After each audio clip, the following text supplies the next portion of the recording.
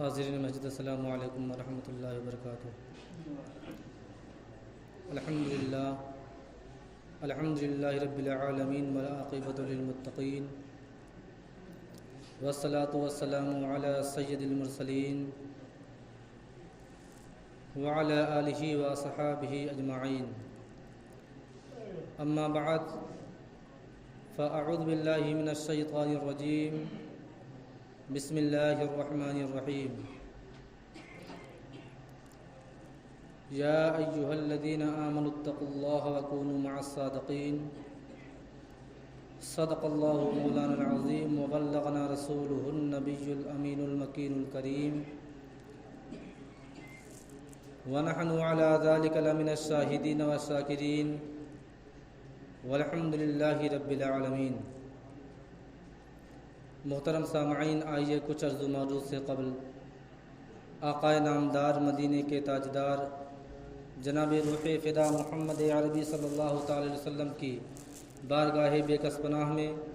درود و سلام کی ڈالی نشاور کریں اور پڑھیں باواز بلند، اللہم صلی علی سیدنا شفیعنا حبیبنا کریمنا مولانا محمد مبارک وسلم، صلاۃ و سلام علیک یا رسول اللہ صلی اللہ تعالی علیہ وسلم۔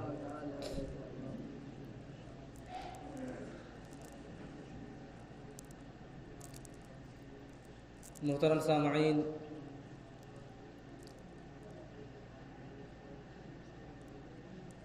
ماہ ربیع الاوّل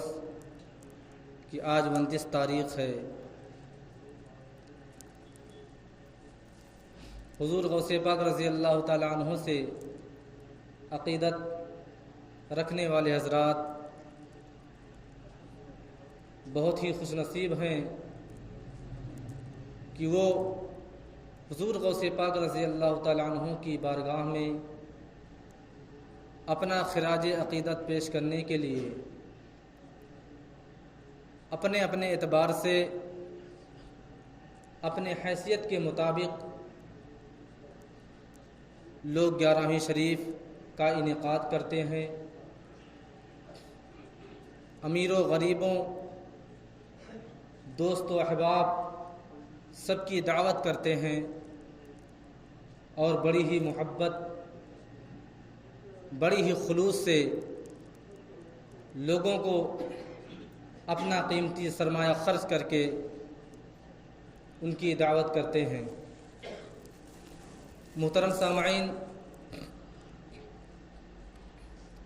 حضور غوث پاک رضی اللہ تعالیٰ عنہ کی وہ ذات بابرکات ہے کہ آپ نے جو مشقتیں جو مصیبتیں اپنے تعلیمی دور میں اٹھائی ہیں وہ شاید آج کوئی ایسا کر پائے، لیکن ہم بھی حضور غوث پاک رضی اللہ تعالیٰ عنہ کے ادنا سے غلام ہیں اور جس طرح ہو سکتا ہے ان کی یادیں مناتے ہیں۔ حضور غوث پاک رضی اللہ تعالیٰ عنہ کے بارے میں یہ بتایا جاتا ہے، آپ کا یہ واقعہ بہت ہی مشہور و معروف ہے۔ آپ کی عبادت اللہ رب العزت کی بارگاہ میں ایسی ہے جو بے مثال ہے۔ حضور غوث پاک رضی اللہ تعالیٰ عنہ نے 40 سال تک مسلسل لگاتار عشاء کے وضو سے فجر کی نماز ادا کی، لیکن جب اتنا بڑا مجاہدہ اتنی بڑی عبادت و ریاضت آپ نے اللہ تبارک و تعالیٰ کی بارگاہ میں پیش کی، تب آپ سے رب پروردگار نے فرمایا، اے عبد القادر، یقیناً تم نے ایسی مثال قائم کی ہے کہ لوگوں کے درمیان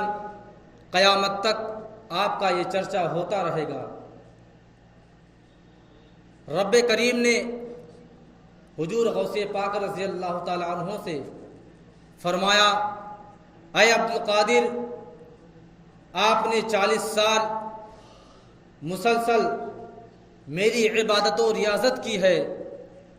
اے عبد القادر کیا مانگنا چاہتے ہو مانگ لو۔ حضور غوث پاک رضی اللہ تعالیٰ عنہ چاہتے تو مال و دولت مانگ لیتے، چاہتے تو زر و زیورات مانگ لیتے، چاہتے تو سونا چاندی مانگ لیتے، کیونکہ اللہ تبارک و تعالیٰ نے مطلق فرمایا تھا اے عبد القادر جو بھی مانگنا چاہتے ہو مانگ لو۔ لیکن حضور غوث پاک رضی اللہ تعالیٰ عنہ نے عرض کی مولا تعالیٰ آپ کا یہ ادنا سا بندہ، آپ کا یہ معمولی سا غلام آپ کی بارگاہ میں کیا عریضہ پیش کر سکتا ہے، آپ کے سامنے کیا سوال کر سکتا ہے۔ رب تعالیٰ نے فرمایا عبد القادر کچھ بھی مانگ لو جو مانگنا چاہتے ہو۔ اس وقت حضور غوث پاک رضی اللہ تعالیٰ عنہ نے عرض کی مولا تعالیٰ میں صرف اتنا چاہتا ہوں کہ میرا جو غلام ہو، میرا جو نام لیوا ہو، جو میرا چاہنے والا ہو، جو میری مریدی میں شامل ہو چکا ہو، اے رب پروردگار جب تک اس کو توبہ نصیب نہ ہو جائے اس وقت تک اسے موت مت دینا۔ حضور غوث پاک رضی اللہ تعالیٰ عنہ نے ہمارا اور آپ کا کتنا خیال رکھا۔ حضور غوث پاک رضی اللہ تعالیٰ عنہ کی بارگاہ میں یقیناً تمامی حضرات اپنی عقیدت پیش کرتے ہیں، لیکن حضور غوث پاک رضی اللہ تعالیٰ عنہ نے ہمارا اور آپ کا کتنا خیال رکھا، اور آپ نے فرمایا جو میرا نام لیوا ہو، جو میری مریدی میں شامل ہو چکا ہو، جو قادری ہو، اے رب پروردگار جب تک اس کو توبہ نصیب نہ ہو جائے اس وقت تک اسے موت مت دینا۔ حضور غوث پاک رضی اللہ تعالیٰ عنہ کی ذات بابرکات ہے کہ آپ نے اللہ تبارک و تعالیٰ سے مانگی بھی تو ہمارے اور آپ کی نجات کا ذریعہ مانگا، ہمارے اور آپ کی شفاعت کا ذریعہ مانگا۔ حضور غوث پاک رضی اللہ تعالیٰ عنہ کو ان کے جب آپ پڑھ کر فارغ ہو گئے، جب آپ تمام علوم و فنون سے آپ آراستہ پیراستہ ہو گئے، آپ کو اللہ تبارک و تعالیٰ نے تمام علوم و فنون سے نواز دیا، لیکن اس وقت بھی حضور غوث پاک رضی اللہ تعالیٰ عنہ کو تقریر بولنے نہیں آتی تھی۔ آج بھی لوگ ایسے بہت سے حضرات ہیں، بہت سے علماء ہیں جن کے پاس بہت علم ہوتا ہے، فقہ کے بہت بڑے عالم ہوتے ہیں، بہت بڑے فقیہ ہوتے ہیں، لیکن پھر بھی ایک مجمع کے سامنے کھڑا ہو کر کے بول لینا بہت بڑی بات ہوتی ہے۔ حضور غوث پاک رضی اللہ تعالیٰ عنہ نے تمام علوم و فنون تو حاصل کر لیا، لیکن آپ تقریر بولنا نہیں جانتے تھے۔ آپ مجمع کے درمیان کھڑے ہو کر کے نہیں بول پا رہے تھے، اور جب آپ کو اس کی فکر لاحق ہوئی تو آپ کے خواب میں جناب روح فدا محمد عربی صلی اللہ تعالی علیہ وسلم تشریف لاتے ہیں، اور حضور غوث پاک رضی اللہ تعالیٰ عنہ خود ہی ارشاد فرماتے ہیں کہ میرے نبی کریم نے میرے منہ میں اپنا لعاب 7 مرتبہ ڈالا، اور جب دوسرے دن میں بستر پر سونے کے لیے گیا اور جب نیند آ گئی تو اس کے بعد حضرت علی کرم اللہ وجہ الکریم تشریف لے کے آئے، اور آپ نے اپنا لعاب میرے منہ میں 6 بار ڈالا، یعنی میرے نبی کریم نے 7 بار اور حضرت علی نے 6 بار ڈالا۔ اس کے بعد حضور غوث پاک رضی اللہ تعالیٰ عنہ کا خود ہی بیان ہے کہ میں اپنے علاقے کے سب سے چھوٹی مسجد میں جب کھڑا ہوا بولنے کے لیے تو لوگوں پر بےہوشی طاری ہونے لگی، پوری چھوٹی سی مسجد تھی، پوری مسجد بھر گئی۔ اس کے بعد میں نے اپنے شہر کے بڑی مسجد میں جا کر خطاب کرنا شروع کیا، وہ بھی مسجد بھر گئی۔ اس کے بعد میں نے بغداد شریف کی جامع مسجد میں کھڑے ہو کر کے تقریر بولنا شروع کیا تو پوری مسجد بھر گئی، یہاں تک کہ لوگ دروازے کے باہر بھی کھڑے ہو گئے میری تقریر سماعت کرنے کے لیے۔ لیکن جب رفتہ رفتہ جب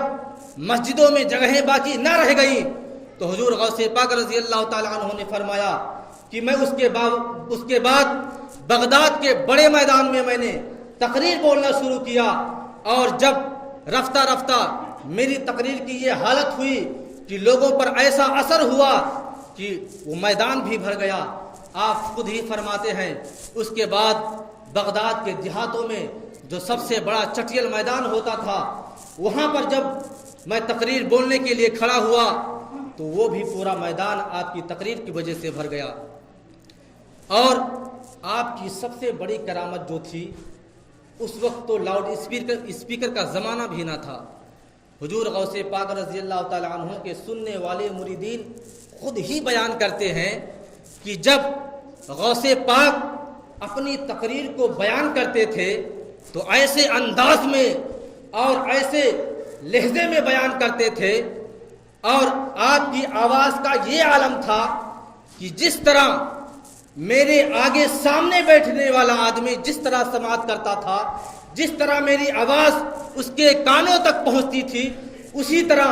70,000 مجمع میں جو سب سے پیچھے بیٹھتا تھا اس وقت اس کے کانوں تک میری آواز اسی طرح پہنچتی تھی جس طرح میرے سامنے بیٹھنے والے کے کانوں تک آواز پہنچتی تھی۔ حضور غوث پاک رضی اللہ تعالیٰ عنہ کی سب سے بڑی کرامت تھی، آپ کی آواز اس طرح بلند تھی، اور اللہ تبارک و تعالیٰ آپ کے ساتھ اس طرح تھا کہ آپ جب بیان کرتے تھے تو آپ کی آواز سب سے پیچھے بھی اس کے کانوں تک ٹکراتی تھی، وہ بھی ساری باتوں کو توجہ سے سن سکتا تھا۔ حضور غوث پاک رضی اللہ تعالیٰ عنہ کے مجمع میں حضرت یحییٰ جو ایک اللہ کے ولی گزرے ہیں، وہ بھی سماعت کرنے کے لیے آپ کی محفل میں جایا کرتے تھے۔ حضرت یحییٰ کا خود ہی بیان ہے کہ جب آپ کی تقریر مکمل ہوتی تھی، جب آپ کا خطاب ختم ہوتا تھا، محفل برخاست ہوتی تھی، اس وقت ہر کونے سے لوگ کھڑے ہوتے تھے، جوق در جوق، کبھی 10 کبھی 15 کبھی 20 کبھی 100 کبھی 50، اس طرح کی تعداد میں لوگ کھڑے ہوتے تھے اور توبہ کرتے تھے۔ اے عبد القادر، میں توبہ کرتا ہوں۔ کبھی کوئی سود خور کھڑا ہوتا تھا، اے عبد القادر میں آج سے سود خوری سے توبہ کرتا ہوں۔ کبھی کوئی زناکار کھڑا ہوتا تھا، اے حضور غوث پاک آج میں زناکاری سے توبہ کرتا ہوں، کبھی ایسا نہیں کروں گا۔ حضرت یحییٰ کا بیان ہے جب اس طرح کچھ دن ہوتا چلا گیا، اس کے بعد میں نے ارادہ کیا کہ اتنے بڑے مجمع میں لاؤ، کبھی میں نوٹ کروں، شمار کروں کہ حضور غوث پاک رضی اللہ تعالیٰ عنہ کی تقریری والی محفل میں کتنے لوگ توبہ کرتے ہیں۔ اس وقت تو کیلکولیٹر کا زمانہ بھی نہ تھا کہ ایک بٹن ٹپنے سے سارا کیلکولیٹ ہو جاتا، سارا شمار ہو جاتا۔ پہلے کے لوگ کیا کرتے تھے کہ کھجور کی گٹھلیوں پہ گنا کرتے تھے، کسی چیز کو گننا ہوتا تھا کھجور کی گٹھلیوں پہ گنا کرتے تھے۔ لیکن اس سے پہلے کے واقعات میں آپ کو بتاؤں کہ اس سے پہلے لوگ کس طرح گنا کرتے تھے۔ اس سے پہلے لوگ ایک لمبا سا دھاگا لے لیتے تھے اور ایک کی گنتی پر ایک ضرب لگا دیتے، ایک گاٹھ لگا دیا کرتے تھے، اس طرح شمار کرتے تھے، اور جب تمام گاٹھیں مکمل ہو جاتی تھی دھاگے کی، اس کے بعد شمار کرتے تھے کہ کتنی گاٹھ لگی ہے۔ بہرحال حضرت یحییٰ کا بیان ہے کہ مجمع کے ہر گوشے سے لوگ کھڑے ہوتے تھے۔ حضرت یحییٰ بیان فرماتے ہیں کہ جب ایک مرتبہ محفل برخاست ہوئی اور لوگوں نے توبہ کرنا شروع کیا اور ہر گوشے سے لوگ اٹھتے گئے، تو میں چھپا کر کے ایک لمبا دھاگا لے کے گیا تھا۔ آپ نے شمار کرنا شروع کیا، کہیں سے کوئی 20 اٹھ رہا ہے، اب 20 گاٹھیں 20 ضربیں لگانے میں تو وقت لگتا ہے، کہیں سے کوئی 50 اٹھا، اس طرح آپ ضربیں لگاتے گئے، آپ کا دھاگا ختم ہو گیا۔ اب ضربے کہاں لگائیں گے؟ حضور غوث پاک رضی اللہ تعالیٰ عنہ تو بھائی ان سے تو کوئی بات پوشیدہ تھی ہی نہ، جان رہے تھے کہ حضرت یحییٰ میرے ہاتھوں پہ توبہ کو کرنے والے لوگوں کی تعداد کو گن رہے ہیں، ان کا شمار کر رہے ہیں۔ حضور غوث پاک رضی اللہ تعالیٰ عنہ قریب آئے اور آپ نے فرمایا یحییٰ تم میرے محفل میں آنے والے ان حضرات کے توبے کو قبول نہیں کر سکتے ہو، کیونکہ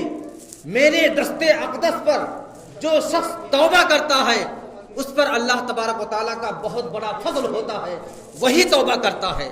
اور اللہ کے فضل کو شمار نہیں کیا جا سکتا، اللہ کے فضل کو، اس کے کرم کو کوئی شمار نہیں کر سکتا، چاہے اپنے وقت کا کتنا بڑا ولی کیوں نہ ہو، لیکن اللہ تبارک و تعالیٰ کے فضل کو، اس کے کرم کو، اس کی نوازشوں کو، اس کی نعمتوں کو کوئی شمار نہیں کر سکتا، تم کیسے شمار کر سکتے ہو؟ حضرت یحییٰ پیچھے ہٹ گئے، کہا واقعی حضور میں تو اتنا لمبا دھاگا لے کے آیا تھا لیکن میں شمار نہ کر سکا، آپ کے ہاتھوں پر اور آپ کی تقریر کا یہ اثر ہوتا ہے کہ لوگ جوق در جوق توبہ کرتے ہیں، جو ایک بار توبہ کر لیتا ہے دوبارہ اس گناہ میں پھر سے مبتلا نہیں ہوتا۔ فضل کی بات آئی ہے، اللہ تبارک و تعالیٰ کے فضل کی بات۔ ایک بات مجھے یاد آ گئی کہ حضور غوث پاک رضی اللہ تعالیٰ عنہ تو میرے نبی کے امتیوں کے ولیوں کے سب سے بڑے سردار تھے۔ حضرت سلیمان علیہ السلام ایک نبی تھے، آپ لوگوں نے ان کا نام سنا ہوگا، آپ کی حکومت ہر چیز پر تھی، تقریباً آپ کی حکومت جناتوں پر بھی تھی۔ بلقیس جو آپ کے دور حکومت میں ایک عورت تھی جو کسی علاقے کی حکمراں تھی، جب حضرت سلیمان علیہ السلام نے اس کی دعوت کی اور وہ آنے کے لیے تیار ہو گئی آپ کے یہاں، تو بلقیس کا ایک تخت تھا جو 40 ہاتھ چوڑا 80 گز لمبا تھا اور اتنا وزنی تھا کہ اگر کئی 100 لوگ اس کو اٹھاتے تو اٹھا پاتے، اور اس کا وہ تخت جو تھا اس کے خاص محل میں موجود تھا، جہاں پر وہ بیٹھتی تھی اس محل میں موجود تھا، اور وہ تخت ایسی جگہ موجود تھا کہ 7 لاکر کو کھولنے کے بعد، یعنی 7 تالے 7 لاکر کو کھولنے کے بعد اس تخت تک کوئی پہنچتا تھا۔ حضرت سلیمان علیہ السلام نے اپنی محفل میں اعلان کروایا کہ بلقیس آ رہی ہے اور اس کا تخت اس کے آنے سے پہلے کون لا سکتا ہے؟ ایک شخص کھڑے ہوئے، ایک جنات کھڑا ہوا، بہت بڑا جن کھڑا ہوا، کہا حضور آپ کی محفل برخاست ہونے سے پہلے میں اس تخت کو لا سکتا ہوں۔ حضرت سلیمان علیہ السلام نے کہا اگر میں اپنی محفل 5 ہی منٹ میں برخاست کر دوں تو؟ خاموش ہو گیا۔ وہ جان رہا تھا کہ محفل لگی ہے، کم سے کم 4 گھنٹے 8 گھنٹے ہوگی، اس سے پہلے میں لے آؤں گا۔ اب بلقیس وہاں سے جب چلی تھی اپنے گھر سے تو 7 لاکر کے اندر اس تخت کو قید کر کے آئی تھی، لگا کر کے آئی تھی، اور وہ اتنا وزنی تھا کہ سینکڑوں لوگ اٹھاتے تو اٹھا پاتے، اور اتنا بڑا تخت کسی دروازے سے نکل بھی نہیں پاتا، اس کے پرزے کرنے پڑتے تو وہ آ سکتا تھا۔ ایک حضرت بلخیہ نام کے ایک شخص تھے، آصف بلخیہ، وہ کھڑے ہوئے، کہا حضور آپ کے پلک جھپکتے ہی میں لا سکتا ہوں۔ سوچئے پلک جھپکنے میں بھی 1 سیکنڈ کا وقت لگتا ہے، اور اس سے پہلے نالے کی آپ نے پیشکش کی، اس سے پہلے میں لا سکتا ہوں، یعنی آپ آدھی سیکنڈ میں لا سکتے تھے آصف بلخیہ۔ اور ایسا ہی ہوا جب حضرت سلیمان علیہ السلام نے بلخیہ سے کہا کہ آپ لے آئیے، اور اتنا کہنا تھا کہ سامنے تخت موجود ہے، پلک جھپکی تخت موجود ہے۔ بتانے کا مقصد یہ ہے کہ آصف بلخیہ بنی اسرائیل کے نبی کے ایک ولی تھے، جن کی اتنی بڑی کرامت تھی کہ اتنے بڑے تخت کو پلک جھپکتے ہی لے آئے۔ تو سوچو حضور غوث پاک رضی اللہ تعالیٰ عنہ کا کیا عالم ہوگا، جو محمد عربی کے امتی کے ولیوں کے تمام ولیوں کے سردار ہیں، ان کا عالم کیا رہا ہوگا۔ اور جب حضرت آصف بلخیہ نے تخت کو آپ کے سامنے پیش کیا، جب آپ کی نظر حضرت سلیمان علیہ الصلوۃ والتسلیم کی نظر اس تخت پر پڑتی ہے. آپ نے کہا بلخیا، آصف بلخیا یہ کیا ہے؟ آصف بلخیا نے عرض کیا اے سلیمان علیہ الصلوۃ والتسلیم یہ اللہ تبارک و تعالیٰ کا فضل ہے. آپ نے عرض کیا ھذا من فضل ربی، یہ اللہ تبارک و تعالیٰ کا بہت بڑا فضل ہے. تب آصف بلخیا نے حضرت سلیمان علیہ الصلوۃ والتسلیم نے اس سے کہا کہ جب اللہ تبارک و تعالیٰ کا فضل جس پر ہو جائے اس کو دنیا کی طاقت کسی چیز کو لانے سے روک نہیں سکتی ہے. یعنی آپ سوچ سکتے ہیں کہ اللہ تبارک و تعالیٰ کا فضل، اس کا کرم اگر کسی پر ہو جائے تو اس کی طاقت کا اندازہ کوئی لگا ہی نہیں سکتا. اللہ تبارک و تعالیٰ کی بارگاہ میں دعا ہے کہ اللہ تبارک و تعالیٰ ہم تمامی مسلمانوں کو نیک بنائے، ایک بنائے، صراط مستقیم پر چلنے کی توفیق و رفیق عطا فرمائے. وآخر دعوانا الحمدللہ رب العالمین. السلام علیکم.